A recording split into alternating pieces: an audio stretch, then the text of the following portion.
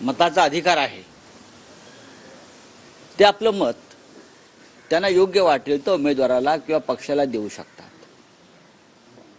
आम्ही जे म्हणतोय की ह्या लोकांना, भारतीय जनता पक्षाच्या लोकांना संविधानाविषयी प्रेम नाही, यांना संविधान बदलायचं आहे, ते यासाठी तुम्ही मतदारांवर अशा पद्धतीनं दबाव आणताय, गोंधळ निर्माण करताय.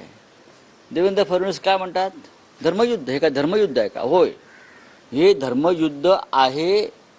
आणि हा धर्म कोणता असेल तर हा महाराष्ट्र धर्म, ज्याला आम्ही म्हणतो महाराष्ट्र धर्म, हा महाराष्ट्र धर्म वाचवण्यासाठी, राखण्यासाठी हे आमचं धर्मयुद्ध आहे. फडणवीस असं म्हणतायत काय, आपण असेच एक राहिलो तर पाकिस्तानवर तिरंगा फडकवू. डोकं ठिकाणावर आहे का? कुठली निवडणूक आहे?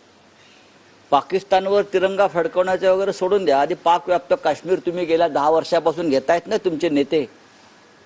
पाकव्याप्त काश्मीर, तिथे जरा जाऊन तिरंगा फडकवून दाखवा. नंबर 1.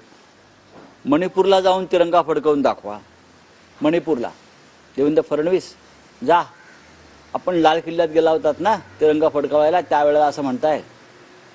मणिपूरला जाऊन, इम्फालला जाऊन तिरंगा फडकवा. त्यानंतर लडाखमध्ये पेंगॉन लेकच्या पुढे जिथे चीन घुसलेला आहे, तिथे चीनव्याप्त भूमीवर सुद्धा तिरंगा जाऊन फडकवा.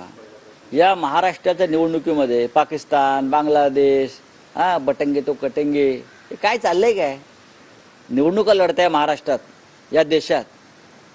कसला होट जिहाद?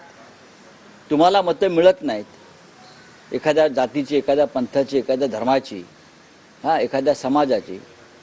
हा त्यांचा प्रश्न आहे, कोणी कोणाला मत द्यायचं. 2014च्या निवडणुकीमध्ये मुस्लिम समाजानं मोदींना मत दिलं.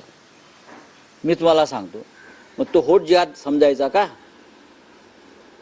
तो होट जिहाद मानायचा का फडणवीसजी? हे काही बोलतात हिंदीमध्ये, ज्याला बौखला गए है ना, बौखला गए, हे लोक बौखला गए. यांचं जो मानसिक गोंधळ आहे त्याच्याविषयी आम्हाला चिंता वाटते. आणि 23 तारखेच्या निकालानंतर हा गोंधळ अधिक वाढेल.